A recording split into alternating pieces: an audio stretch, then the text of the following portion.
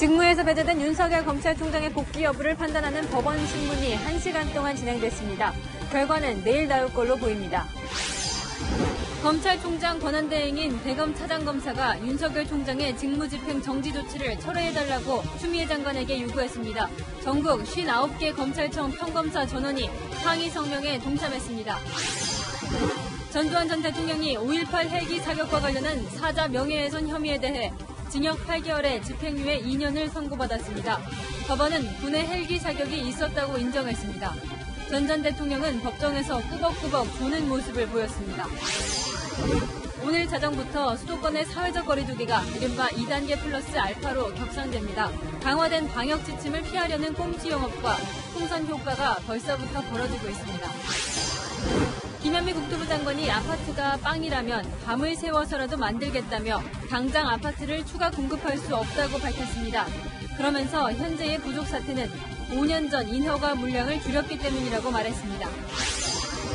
조 바이든 미국 대통령 당선인이 반려견과 시간을 보내다 미끄러져 오른발에 미세 골절상을 입었습니다. 현재 78세인 바이든 당선인의 건강에 대한 우려가 다시 커지고 있습니다.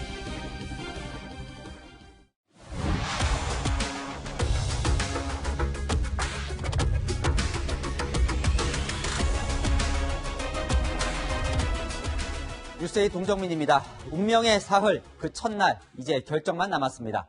윤석열 검찰총장의 복귀 여부를 결정하는 효력 정지 재판이 법적 공방을 마치고 법원 결정을 기다리고 있는데요. 이 결정은 내일 감찰위, 모레 징계위에도 영향을 미칠 수밖에 없습니다. 자, 긴장이 흐르는 서울행정법원으로 가보겠습니다. 홍태현 기자, 이 법원 결정이 오늘은 나오기 힘들 것 같다고요?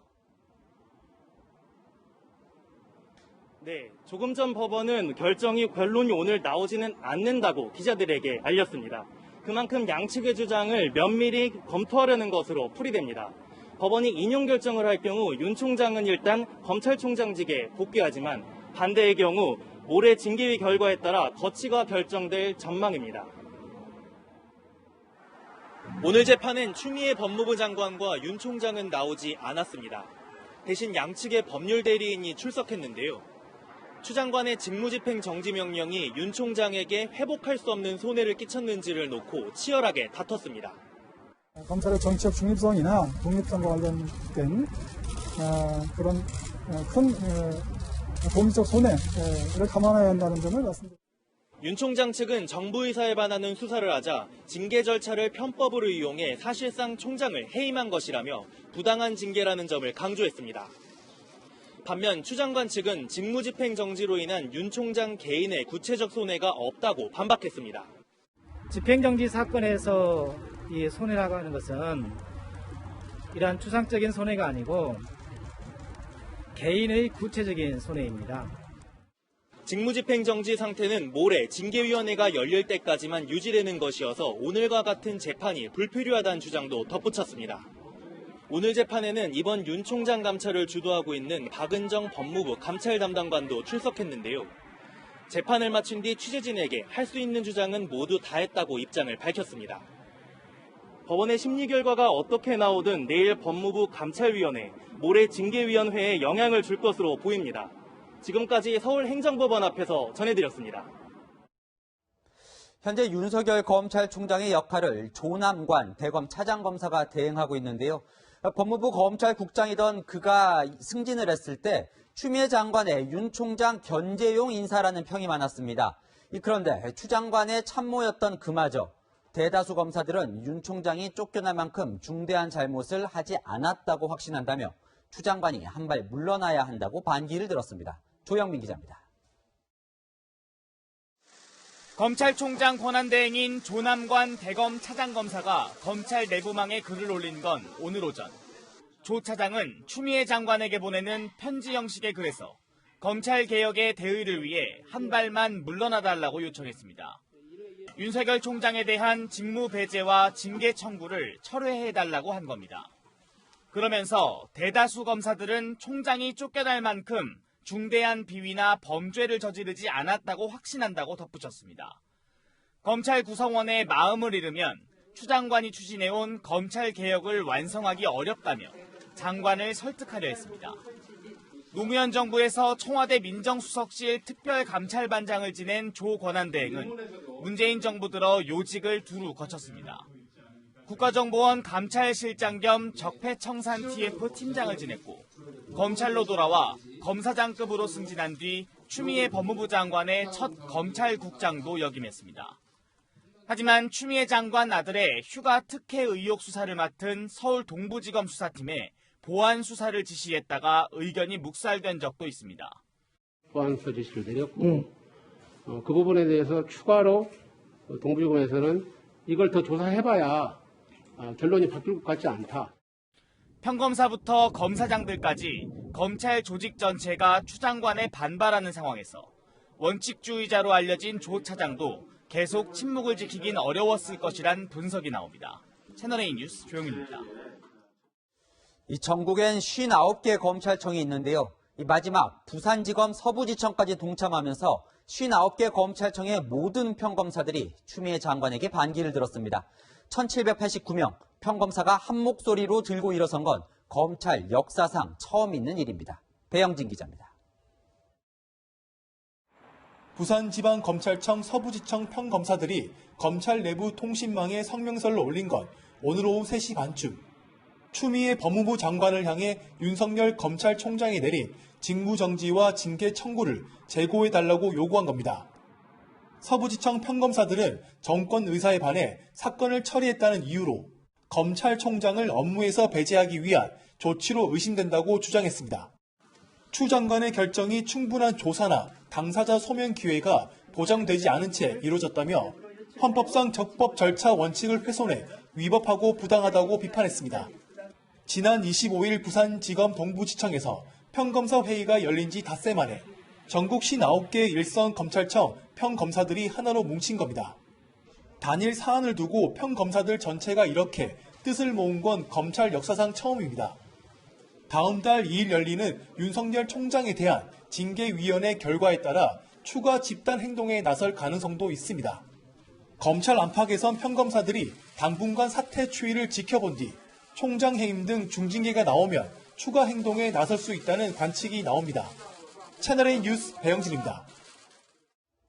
이 법무부는 윤석열 총장이 판사 사찰을 지시했다는 그런 의혹을 제기하고 있죠. 양승태 전 대법원장 시절 이른바 사법농단 사건 수사 때 확보해 놓은 판사 명단을 그 이후에도 내부적으로 썼다는 의혹입니다. 하지만 이 사건 재판을 맡고 있는 검찰 간부는 명단 유출은 없었다고 반박하면서 이 법무부가 불법 사찰이라고 규정한 증거가 뭐냐고 따졌습니다. 구자준 기자입니다. 추 장관이 대검의 판사 관련 문건을 불법 사찰 증거라고 주장하는 이유는 문건에 등장하는 무리야기 법관이라는 표현 때문입니다. 무리야기 법관 해당 여부 등이 기재된 보고서를 작성하여 직무상 의무를 위반하였습니다. 사법농단 수사 과정에서 검찰이 확보했던 법관 명단이 왜 대검의 판사 관련 문건에 등장하는지 밝혀내야 한다는 겁니다. 하지만 사법농단 사건을 수사하고 현재 재판에 참여하는 단성한 서울중앙지검 부장검사는 판사 명단 유출은 없었다고 선을 그었습니다. 어제 검찰 내부망에 민감한 개인정보 등을 담고 있어 엄격히 통제했고 전자문서들은 암호를 설정해 관리했다는 글을 올린 겁니다.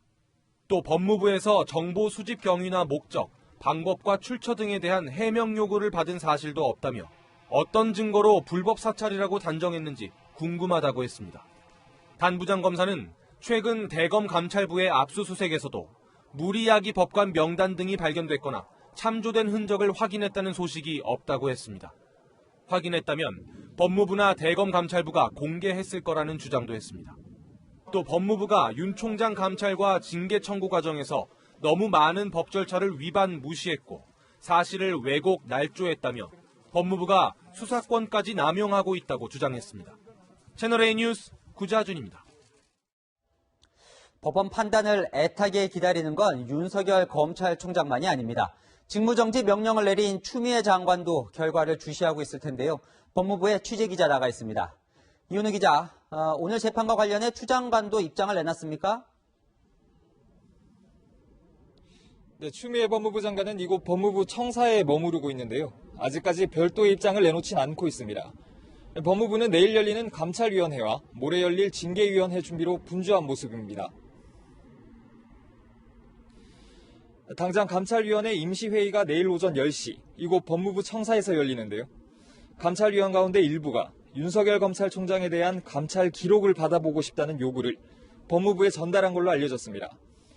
하지만 법무부는 과거에도 감찰 기록을 미리 제공한 적은 없다는 입장입니다. 한편 법무부 감찰관실 소속 검사들도 윤 총장 감찰 기록 열람을 요구했지만 박은정 감찰 담당관이 응하지 않고 있다는 의혹도 제기되는데요. 법무부 측은 감찰 기록이 징계위를 준비하는 법무부 검찰국으로 넘어가 박 담당관이 더 이상 감찰 자료 관리 권한이 없다고 주장하고 있습니다. 자, 그런데 이 추 장관 직속인 법무부 소속 검사들마저 이 추 장관의 조치에 대해서 항의에 나섰다고요. 네, 법무부 소속 부장급 검사 10여 명이 윤 총장 직무정지와 징계 청구에 항의하는 뜻을 담은 문서를 고기영 법무부 차관에게 전했는데요. 이 문서가 추 장관에게 전달됐는지는 아직 확인되지 않았습니다. 앞서 지난 27일에는 법무부 검찰국 소속 평검사들도 심재철 검찰국장을 통해 추 장관 조치의 부당함을 성토하기도 했는데요. 오늘은 법무부 산하 법무연수원에서 교수직을 맡은 검사들도 뜻을 모았습니다. 이들은 검찰 내부망에 추 장관의 조치가 법치주의를 위배하고 검찰의 중립성을 훼손한다며 철회를 요청하는 성명서를 올렸습니다. 지금까지 법무부에서 전해드렸습니다. 윤석열 검찰총장의 운명과 미래는 정치권과도 무관하지가 않지요. 법정 본게임뿐 아니라 여야의 장외전도 쌀벌합니다. 전혜정 기자입니다. 더불어민주당은 윤석열 검찰총장이 징계위원회에 회부된 건 자업자득이라며 스스로를 돌아볼 때라고 비판했습니다. 수사로 정치를 하고 국정에 개입하며 사법부에 대한 불법 사찰, 즉 정치검찰의 행태를 보였습니다. 검사들의 반발에 대해선 검찰개혁에 대한 저항으로 규정했습니다. 검찰의 반성이나 쇄신보다는 조직과 권력을 지키려는 몸부림으로 국민의 기억에 남아 있습니다. 민주당 의원들은 직무 배제 결정은 적법할 뿐 아니라 불가피했다. 추윤 대결이 아니라 개혁과 반개혁의 역사적인 대결이라며 추미애 장관에게 힘을 실어줬습니다. 반면 국민의힘은 추 장관이 윤 총장을 쫓아내기 위해 공작까지 한다며 비판 수위를 높였습니다. 죄가 성립하지 않는다는 감찰 담당관실 이 검사의 법리 검토 의견은 삭제되었습니다.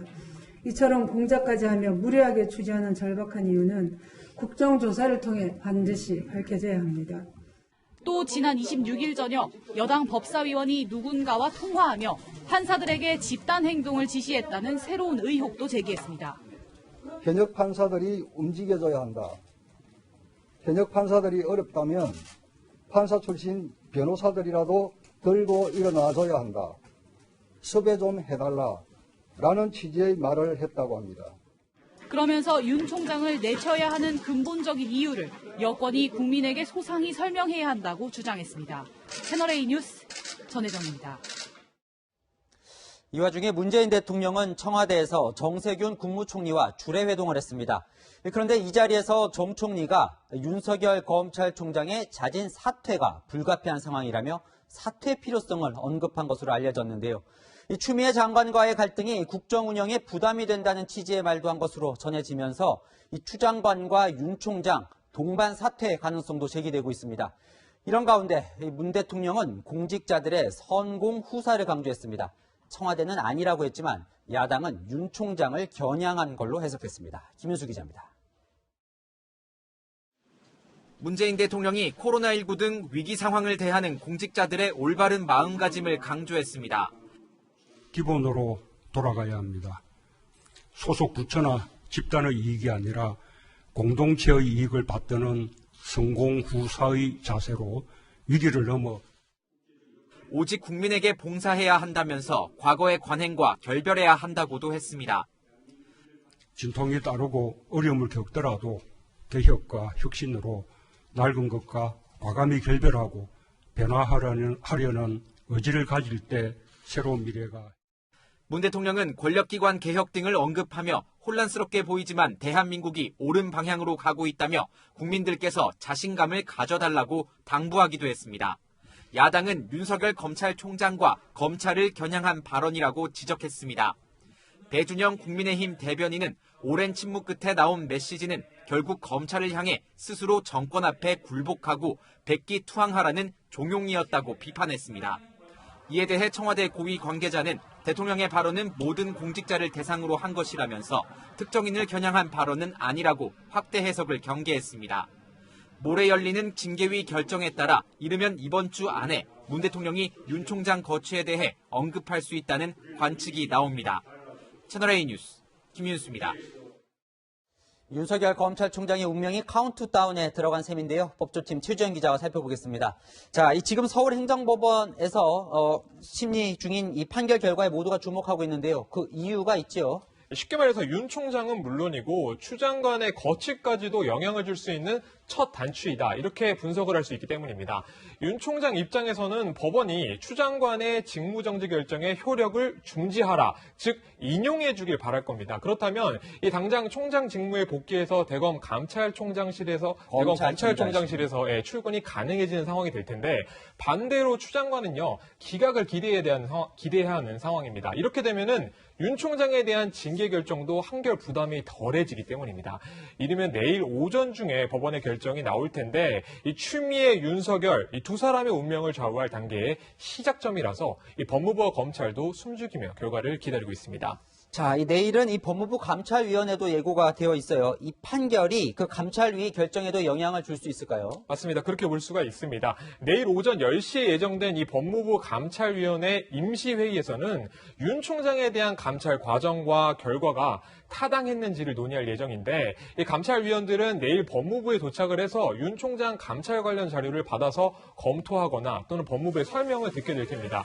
이 감찰위의 의견은 권고적인 효력만 있지만 감찰위가 내리는 결론에 따라서 징계위를 앞둔 윤석열 총장과 추미애 장관이 힘을 받을 수도 있고 빠질 수도 있는 상황입니다. 네, 징계위 얘기를 했는데 윤 총장의 운명을 최종 결정하는 건 이 모레 법무부 징계위예요. 야당에서는 뭐 어차피 해임 결정을 내릴 것 아니냐 이렇게 기정사실화하고 공격하는 것도 있는데 어떨까요? 아직 결과를 예단하기는 어렵습니다. 다만 이 검사 징계위원회는 최대 윤석열 총장의 해임까지 결정할 수가 있습니다. 징계위 위원 7명 가운데 5명을 추 장관이 임명하는데 법원의 결정을 징계위가 거스르기에는 부담이 적지 않을 거다. 이런 관측이 나오고 있는 상황이거든요.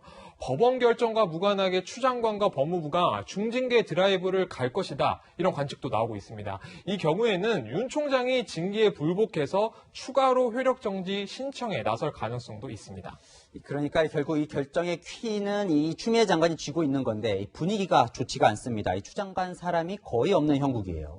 내부 반발에 부딪힌 것이 추 장관뿐 아니다. 이렇게 볼 수가 있는 상황인데 추 장관의 인물로 분류되는 법무부 감찰관실의 박은정 감찰 담당관과 또 법무부 검찰국의 심재철 검찰국장도 이 내부 반발에 직면한 상황입니다. 두 사람은 각각 윤 총장 감찰과 징계 업무를 맡고 있는 상황인데 이른바 추 장관의 사람들로 분류되는 인물들마저 입지가 줄면서 결과적으로 추 장관 본인까지도 고립되고 있는 것 아니냐 이런 분석이 나오고 있는 것입니다. 그러니까 추 장관이 사면 초과에 내몰렸다 이런 분석까지 가능한 건가요? 예, 그렇습니다. 그런 분석이 나오고 있는 것인데 한번 살펴보죠. 이 박은정 담당관은요. 윤 총장 감찰을 지휘 감독한 인물입니다.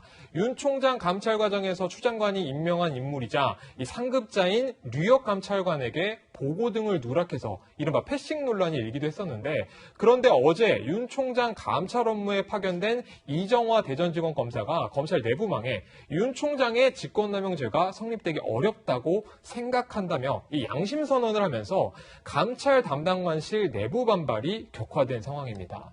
추 장관의 최측근으로 여겨지는 심재철 검찰국장도 이 내부 반발을 맞서고 있는, 직면하고 있는 모습으로 볼 수가 있겠습니다. 이 검찰국장은 검사에 대한 징계와 인사 업무를 총괄하는데요. 저희가 취재한 내용에 따르면 이 검찰국 등 이 법무부에 파견된 부장검사급 간부 10여 명이 이 추 장관 조치에 반대 성명을 냈습니다. 이 결국에는 윤 총장에 대한 감찰과 징계 과정에서 이 허점을 지적하는 목소리가 법무부 안에서도 터져나오고 있는 상황인 겁니다. 자, 거기다가 저희가 보도를 해드렸는데 윤 총장 대신에 검찰총장 권한 대행을 맡고 있는 이 조남관 차장도 이 추 장관에게 반기를 듣는 이제 발언을 했어요. 이것도 추 장관에게 타격이 되는 건가요? 그렇게 볼 수도 있겠습니다. 이 추미애 법무부의 초대 검찰국장인 이 조 권한 대행은 검찰 2인자인 대검 차장검사로 임명한 것 바로 추 장관 뜻이거든요. 지난 8월에 윤 총장 지척에서 이 법무부와 검찰의 관계를 조율하는 인물로 조 차장을 직접 낙점을 한 것인데 이 법조계에서는 조 권한 대행의 오늘 소신 발언을 추 장관이 무시하고 징계를 강행할 경우에 검찰 내부의 반발을 중재해줄 사람을 이 검찰 사람을 잃게 돼 추 장관에게도 부담이 될 것이라는 분석도 내놓고 있습니다.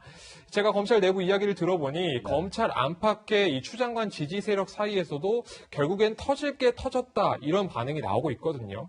결국에는 추 장관이 이를 무릅쓰고 윤 총장에 대한 징계 청구를 강행할지는 좀 더 지켜봐야겠습니다. 네, 내일 또 지켜보죠. 지금까지 법조팀 최주영 기자였습니다. 여당이 결국 국가정보원법 개정안마저 단독으로 밀어붙였습니다. 대공수사권을 경찰로 이관한다는 건데 야당은 이럴 경우 경찰이 국내 정보를 모두 독점해서 권한이 너무 커지게 된다고 비판합니다. 소란스러웠던 국회 정보위 현장을 강은하 기자가 취재했습니다. 국회 정보위원회는 국정원의 대공수사권을 경찰로 이관하는 내용을 담은 국정원법 개정안을 의결했습니다. 여야 의원들이 모두 참석한 가운데 회의가 시작됐지만 야당 의원들이 개정안 내용에 문제를 제기하며 퇴장해 여당이 단독으로 처리했습니다. 공감대를 이루기 위해서 그동안 노력을 했습니다. 오늘 오전까지. 거듭 말씀드리는데 굉장히 안타깝게 생각을 하고요. 국정원법 개정안은 국정원의 대공수사권을 경찰로 넘기되 3년의 유예기간을 둔다는 게 핵심입니다. 국민의힘은 대공수사권이 경찰로 넘어가면 경찰 권력의 비대화가 우려된다며 반발하고 있습니다. 경찰은 국내 정보를 독점하고 있어요. 경찰에서 다시 악용될 수 있는 가능성이 생긴 겁니다. 더 커진 겁니다. 저희들이 볼 때는 이게 50시대 치안본부로 회귀하는 거다, 경찰이. 경찰이 수사권 이관 준비가 안 됐다는 점을 거론하며 이사할 집은 없는데 이사하겠다고 결정한 것이나 마찬가지라고 지적하기도 했습니다. 민주당은 다음 달 9일 본회의에서 국정원법 개정안을 처리한다는 방침입니다. 민주당은 법사위에서도 야당 의원들이 불참한 가운데 병역법 개정안 등 51건의 법안을 단독으로 의결해 본회의로 넘겼습니다. 박병석 국회의장은 국민의힘이 반대하는 소득세법, 종부세법, 법인세법 개정안 등을 예산안 부수 법안으로 지정했습니다. 예산안 부수 법안으로 지정되면 상임위 심사를 끝내지 못하더라도 자동으로 본회의에 부의됩니다. 채널A 뉴스 강은하입니다. 아파트가 빵이라면 밤을 새워 만들겠다. 아파트가 왜 부족하냐는 여당 의원의 질문에 대한 김현미 국토교통부 장관의 대답입니다. 김 장관은 아파트를 당장 늘릴 수 없다며 빌라나 임대주택을 공급하겠다고 했습니다. 빵이 없으면 케이크를 먹으라 했다는 마리 앙투아네트 이야기처럼 장관이 서민 마음을 몰라도 너무 모른다는 반응이 나옵니다. 안보겸 기자입니다. 김현미 국토교통부 장관이 전세난 해결을 위한 아파트 공급이 당장은 어렵다고 밝혔습니다. 정부의 대책을 보면 일부 중형 아파트 공급이 일부 있긴 하지만 보통 1, 2인 가구의 중심이 있는 거 아닌가요? 어때요? 아파트가 빵이라면 제가 밤을 새워서라도 만들겠습니다. 그러나 절대적인 공개가 필요하기 때문에 지금 와서 아파트 물량이 부족하다고 그러면서 현재의 아파트 부족 사태가 전 정권 탓이라고 지적했습니다.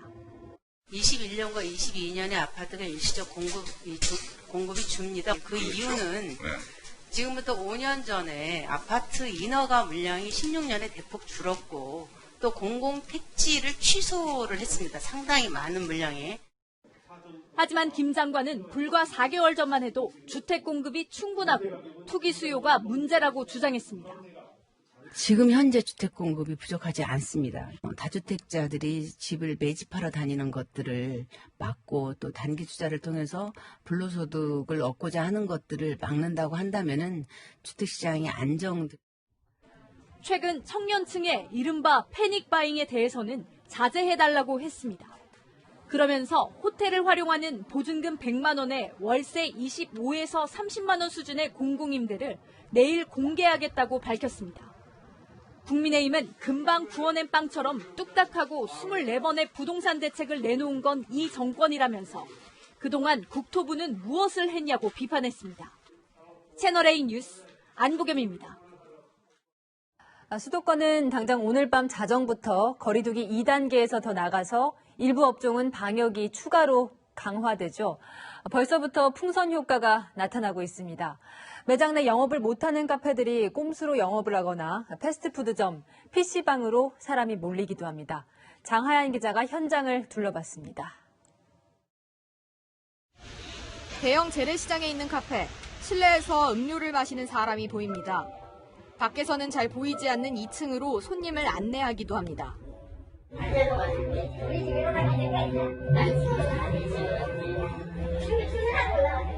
방문 기록이 남으니 QR코드는 찍지 말라고 합니다. QR코드 같은 거 찍어야 돼요? 다른 재래시장의 카페에서는 음식점으로 등록돼 있어 실내에서 음료를 마실 수 있다고 안내합니다. 까지는 음식점이라 괜찮거든요. 네, 손님들도 많이 오셔가지고 오늘 녹이고 싶으면 무조건 나가라고 할 수가 없어요. 거리두기가 2단계로 격상되면서 카페는 규모에 상관없이 실내 취식이 금지됐지만 일부 카페가 몰래 자리를 제공하고 있는 겁니다. 방역 지침을 지키는 인근 카페 주인들은 속앓이만 합니다. 안타깝기는 해요. 그렇다고 저까지 이렇게 안 지키면 안 되잖아요. 지금 이 상황에 들어가 하시는 상황에서 얼마나 좋은지. 평소 카페로 몰렸던 취업준비생들은 패스트푸드점으로 자리를 옮겼습니다. 일부 PC방은 저녁 9시 이후에도 음식을 먹을 수 있다며 호객 행위도 합니다. 네, 가능한데요. 저희 아직 2층 못 한 게 안 돼서 20% 오셔서 쾌적하게 즐기세요. 곳곳에서 풍선 효과가 나타나고 있지만 패스트푸드점과 PC방 내 음식 섭취는 불법이 아니어서 단속할 수도 없는 상황입니다. 채널A 뉴스 장하얀입니다.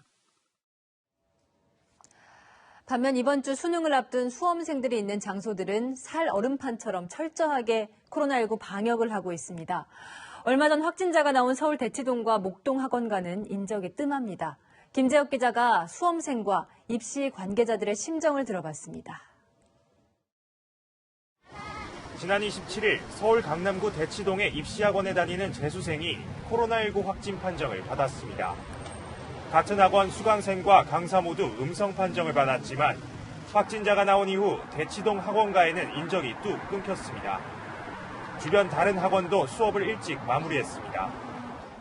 어제까지 해서 고3들 수업을 다 끝냈거든요. 이제 오늘부터는 못 나오게 했거든요. 여기도 대형이고 다 지금 모시거든요. 대형 학원들이 문을 닫으면서 수험생 일부는 중소학원에서 공부하고 있지만 불안감은 여전합니다. 중소학원 다니는 애들도 대형학원에 다니는 애들도 혹시 거기서 걸렸을 수도 있으니까 선생님이 같이 보는 반에 한 명이라도 걸리면 다 자가격리 되는 거잖아요. 저만 안 하기에는 조금 뒤떨어지는 느낌이 드니까 대치동 확진자 나왔다고는 하는데 그래도 그런 부담을 안고 여기서 계속 해야죠. 지난 28일 고3 수험생이 확진 판정을 받은 목동 학원가는 중소학원마저도 대부분 문을 닫았습니다. 학원들은 입시 설명회도 취소하고 있습니다. 오프라인으로 입시 설명하고 하기는 어렵죠. 학원 운영 애들 기본적인 수업 자체도 진행되고 있는 상황인데. 학원 총연합회의 권고에 따라 수능 일주일 전인 지난 26일부터 대면 수업을 원격으로 전환한 입시학원은 1,611곳, 전체의 74% 수준입니다. 교육부는 원격 수업으로 전환하지 않은 입시학원에 대해 집중 방역 점검을 실시하고 있습니다. 채널A 뉴스 김재혁입니다.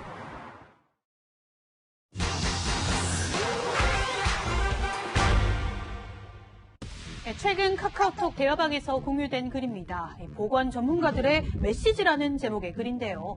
코로나 바이러스의 pH 범위가 5.5에서 8.5인데 코로나19를 예방하려면 바이러스보다 pH 값이 높은 식품을 먹어야 한다고 주장하면서 레몬이나 라임, 오렌지 등을 제시합니다. 이 글에 과학적 근거가 있는지 알아봤습니다. 용액의 산성도를 나타내는 pH는 중성인 pH 7을 기준으로 7보다 작으면 산성, 크면 알칼리성인데요. 코로나19 바이러스의 pH가 5.5에서 8.5라는 건 사실일까요? 아닙니다. 바이러스에는 pH 값 자체가 없습니다. pH는 수용액의 수소이온 농도를 나타내는 수단이기 때문에 코로나19 바이러스의 pH라는 개념은 존재하지 않는 것입니다. 이 주장 어디서 나온 걸까요? 누리꾼들이 인용한 글의 출처를 찾아보니 1991년 논문에 유사한 문구가 등장합니다. 하지만 이 연구, 코로나19와는 전혀 다른 코로나 MHV4 바이러스 연구고 논문에서 말하는 pH도 실험쥐, 세포의 pH 원리를 말하는 겁니다.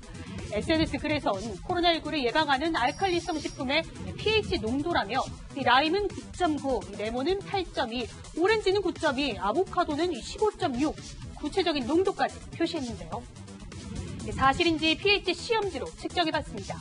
라임즙과 레몬즙의 pH 농도는 2, 오렌지즙은 4 정도로 pH 자체는 알칼리성이 아닌 산성이죠. SNS 글 속 pH 농도 대부분 부정확한 정보였습니다. 몇 달 전 해외에서는 이미 가짜뉴스로 밝혀졌는데 국내에서 다시 확산된 건데요. 전문가들은 특정 식품을 먹으면 코로나19를 예방할 수 있다는 건 과학적 근거가 없다며 엉터리 정보에 속지 말라고 당부했습니다. 이 밖에도 궁금한 점은 팩트맨, 많은 문의 바랍니다. 전두환 전 대통령이 5.18 헬기 사격 목격자를 명예훼손했는지 판단하는 재판에서 유죄 선고를 받았습니다. 이 재판에서 법원이 5.18 민주화운동 당시 헬기 사격이 있었다는 사실도 인정했습니다. 먼저 공국진 기자입니다. 전두환 전 대통령 재판의 쟁점은 크게 두 가지였습니다. 5.18 민주화운동 기간 중 헬기 사격이 있었는지와 이를 목격했다는 고 조교 신부를 파렴치한 거짓말쟁이라고 비난한 게 사자 명예훼손에 해당하는 지였습니다. 오늘 열린 1심 선고 공판에서 법원은 두 가지를 모두 인정했습니다. 재판부는 피고인은 자신의 정당성을 확보하고자 회고록을 출간해 비난 가능성이 매우 크다며 사자 명예훼손을 유죄로 판단하고 징역 8개월에 집행유예 2년을 선고했습니다. 또 5.18 민주화운동 과정에서 군의 헬기 사격이 있었다는 사실도 인정했습니다. 1980년 5월 21일 광주 시내에서 500MD 헬기가 위협 사격 이상의 사격을 하였음을 사실로 인정하였습니다. 전일빌딩 타는 자국에 대한 국과수 감정 결과와 군의 문건, 그리고 헬기 사격을 목격했다는 증인 8명의 진술 내용에 대해 신빙성과 객관적 정황이 있다고 본 겁니다. 또 당시 전 대통령의 지위 등을 고려했을 때 헬기 사격이 있었음을 인식할 수 있었다고 판단했습니다. 12.12 반란과 5.18 내란살인 등의 혐의로 기소돼 지난 1997년 무기징역이 확정됐던 전 대통령은 23년 만에 또다시 유죄 판결을 받게 됐습니다. 채널A 뉴스 공국진입니다. 여야 간사들 간 밀실 심사로 정하고 있다는 점도 문제입니다. 국민들은 코로나 때문에 힘들어서 허리띠를 졸라매는데 세금은 이렇게 짬짬이로 정해서 써도 되냐는 지적이 나옵니다. 강병규 기자입니다. 정부의 검토나 국회 상임위원회의 심의 없이 국회 예산결산특별위원회로 직행한 예산을 놓고 여야 예결위 간사 간 협의, 이른바 소소위가 진행 중입니다. 3차 재난지원금을 비롯해 코로나19 백신 확보 예산, 문재인 대통령이 강조한 탄소 중립 사업 예산, 전세대책 후속 사업 예산 등으로 5조 원이 넘는 규모입니다. 정치인들이 펴없기 좋은 예산들만 이제 편성이 되는 경향이 있기 때문에 효율성은 굉장히 떨어진다고 봐야죠. 전체적으로 보면은 낭비가 되는 거죠. 과거부터 예결위 여야 간사 협의 내용은 기록되지 않아 밀실 심사라는 비판이 나왔는데 올해도 다르지 않습니다. 정부 관계자는 정치적 이해관계에 따라 예산이 고무줄처럼 늘어날 수 있다고 지적했습니다. 실제 정부가 556조 원의 슈퍼 예산을 편성했음에도 예결위 심사 과정에서 민주당은 2조 원가량의 증액을 요구한 것으로 알려졌습니다. 국민의힘은 뉴딜 예산을 삭감하고 그만큼의 돈을 다른 데 쓰자고 맞서고 있습니다. 여야가 내년도 예산안에 합의하지 못할 경우 정부가 낸 예산안 그대로 본회의에 자동 부의됩니다. 법으로 정한 예산 처리 시한 다음 달 2일까지 시간이 많지 않은 만큼 졸속 심사가 우려되고 있습니다. 채널A 뉴스 강병규입니다.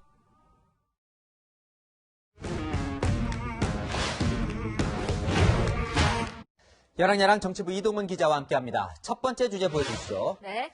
최재성 대통령 정무수석. 뭘 하러 간 건지 짐작은 됩니다. 네, 바로 조기 축구입니다. 네, 이 종일 시끄러웠는데 코로나19로 워낙 민감한 시점이잖아요. 어쩌다가 이 조기 축구를 하러 간 겁니까? 네, 보시는 것처럼 어제 국회의원 시절 지역구였던 송파 지역의 조기 축구 모임에 나간 건데요. 운동복을 입고 마스크를 쓴 채 참석했습니다. 지역구 관리 차원이었던 걸까요? 자, 어쨌건 이번 사건이 알려지면서 가장 이 화를 내는 게 국민의힘 초선 의원이에요. 네. 청와대는 지난 27일 방역 수칙을 이유로 국민의힘 초선 의원들과의 면담을 거부했었는데요. 국민의힘은 오늘 거세게 반발했습니다.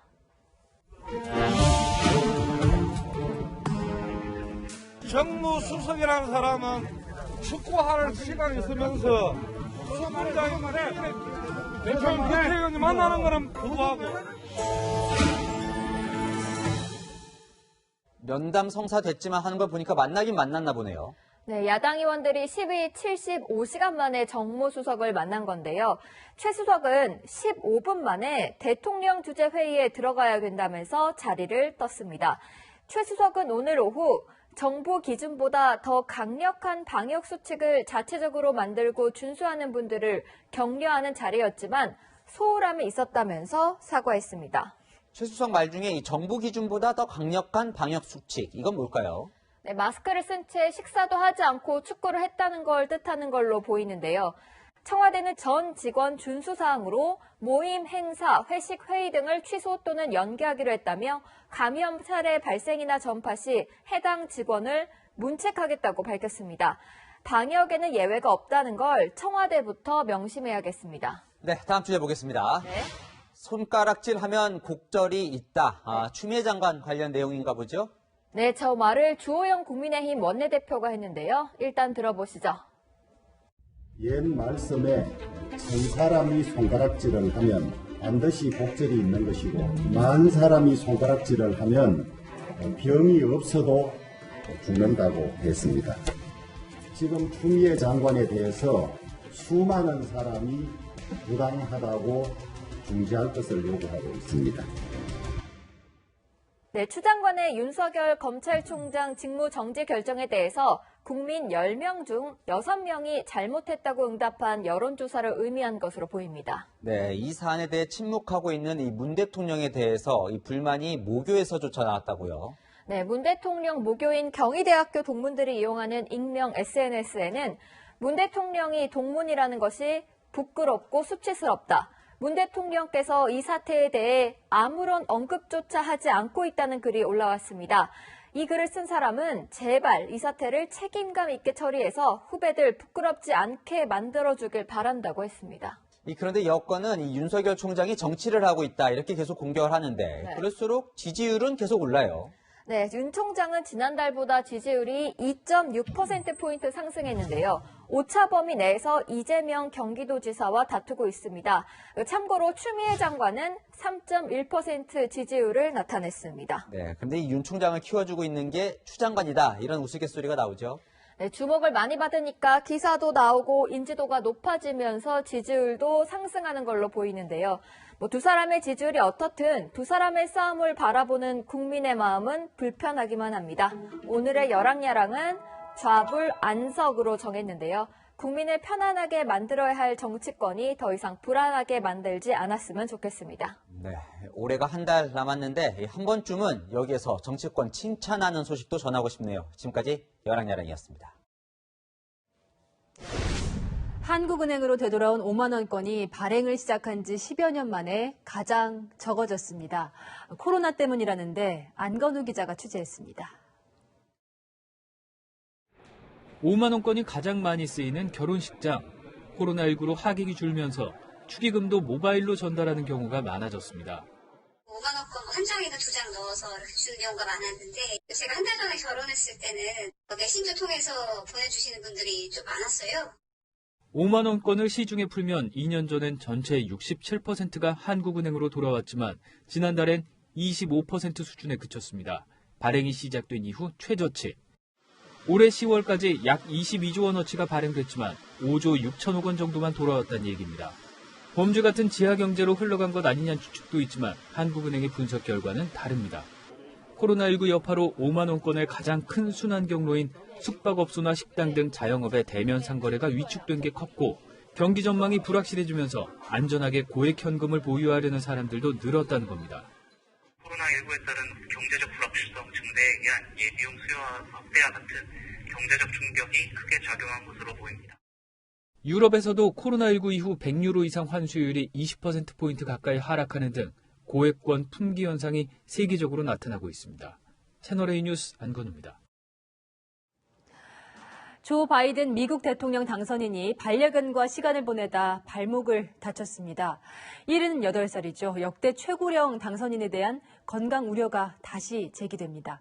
한수아 기자입니다. 병원을 나선 바이든 당선인은 제대로 걷기 힘든 듯 문 손잡이를 잡으며 천천히 걸음을 뗍니다. 추수감사절 연휴를 맞아 별장이 있는 델라웨어주 레호보스 해변에서 반려견과 놀다 미끄러지는 바람에 발을 삐끗한 겁니다. 정형외과 CT 검사 결과 미세 골절 판정을 받았습니다. 바이든 당선인은 취재진을 향해 손을 흔들고 엄지를 치켜들었지만 몇 주 동안은 보조 신발을 신어야 하는 것으로 알려졌습니다. 바이든 당선인은 내년 취임 때면 79세로 역대 최고령 대통령이 되는 만큼 건강 우려가 다시 제기되고 있습니다. 바이든 당선인은 연설을 위해 단상에 오를 때도 조깅하듯 뛰어가고 부인과 함께 자전거 타는 모습까지 공개하며 건강 문제에 유독 공을 들여왔습니다. I don't have what the hell concerns, man. You want to wrestle? 하지만 이미 뇌동맥류 수술을 2번이나 받은 전력이 있는 만큼 트럼프 대통령의 집중 공격을 받기도 했습니다. I am a young, vibrant man. I look at Joe. I don't know about him. 대선 불복 방침을 굽히지 않는 트럼프 대통령은 자신의 SNS에 쾌유를 기원한다는 짧은 글을 남겼습니다. 바이든 당선인 역시 늙고 활력이 없다는 약점을 보완하려는 듯 공보국장과 대변인 등 백악관 공보팀 7명 전원을 젊은 여성들로 채웠습니다. 모두 30대에서 40대 워킹맘 유색인종으로 다양성과 포용성을 전면에 내세워 백인 남성 중심인 트럼프 행정부와 차별화에 나선 것으로 보입니다. 채널A 뉴스 한수아입니다. 지난 주말 프랑스에서는 격렬한 시위가 벌어졌습니다. 정부가 경찰의 사진이나 신원을 유포하면 최대 징역형을 내릴 수 있게 하는 법안을 추진하자 성난 시민들이 광장으로 나온 겁니다. 황하람 기자입니다. 거리는 매캐한 최루가스로 뒤덮였고 곳곳에서 화염이 솟구칩니다. 버스 정류장 주변에는 깨진 유리 파편들이 어지럽게 널려 있습니다. 현지 시간 그제 프랑스 정부가 추진 중인 포괄적 보안법에 반대하는 시위가 벌어졌습니다.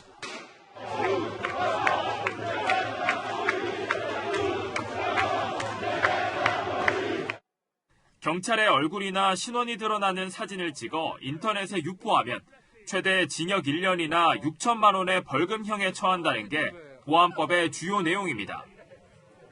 경찰이 테러나 범죄의 표적이 되는 걸 막는다는 취지지만 언론과 표현의 자유를 막고 경찰권 남용으로 이어질 수 있다며 시민들은 물론 언론과 야당도 거세게 반발했습니다.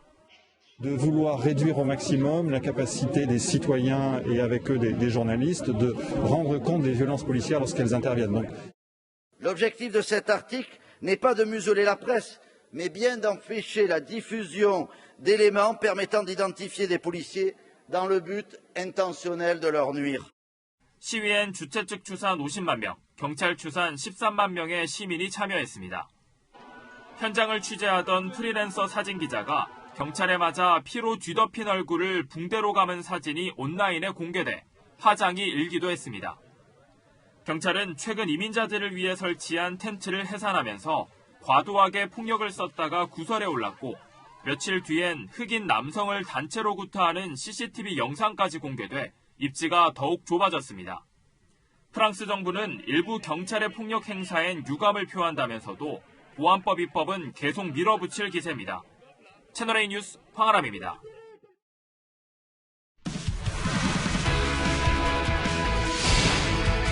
요즘 프로스포츠에서는 비디오 판독이 일상화됐는데요. 스치미를 뚝 떼고 있다가 카메라에 딱 잡힌 선수의 표정이 압권입니다. 한 주간 명장면 김태욱 기자입니다. 루소의 강력한 스파이크. 그런데 서로 이겼다고 환호합니다. 맞았다, 맞지 않았다, 다른 주장을 하는데요. 결국 비디오 판독에 들어가고 결과가 나오자 딱 걸린 한송이 선수. 민망한 웃음을 보입니다. 강소희의 스파이크, 블로킹에 막혀 공이 떨어집니다. 코트 안에 들어갔다고 우기는 배윤아. 그런데 돌아서서는 공을 살려내려 코트 밖으로 점프. 그런데 펜스에 걸려 넘어집니다. 아쉬움 반, 민망함 반. 벌떡 일어나 다시 코트로 들어가는 오은열. 몸을 사리지 않는 헛슬 플레이로 동료들에게 박수를 받습니다. 어렵게 살려낸 볼을 얼떨결에 발로 넘겼는데요. 그대로 코트 안에 떨어지며 득점에 성공합니다. 자신도 깜짝 놀라 벌떡 일어납니다. 한국 시리즈에서 우승을 차지한 NC. 나성범에게 카메라를 맡겼더니 한참을 소리만 실컷 지르다가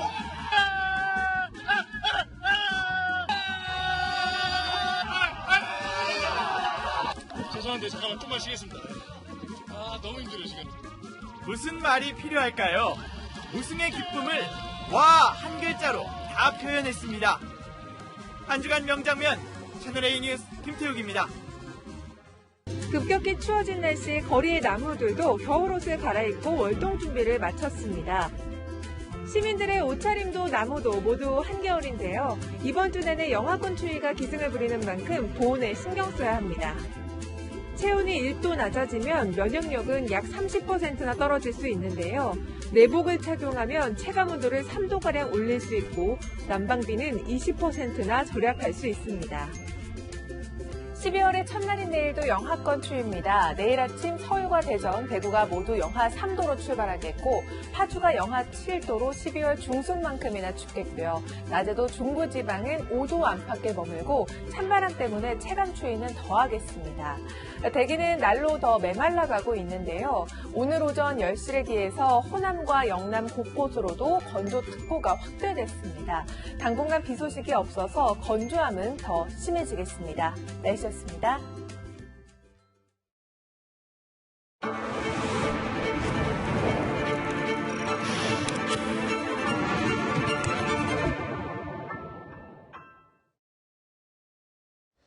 윤석열 총장이 쫓겨나면 검찰 개혁의 동력을 상실한다. 추미애 장관이 임명한 조남관 대검 차장의 말입니다. 검찰 개혁을 위해 윤 총장이 나가야 한다는 이 추 장관의 주장과는 정반대지요. 너도 나도 검찰 개혁을 말하지만 어느 순간부터인가 안개 속입니다. 오늘 클로징은 귀에 걸면 귀걸이, 코에 걸면 코걸이로 하겠습니다. 오늘 뉴스 여기까지입니다. 내일도 뉴스입니다.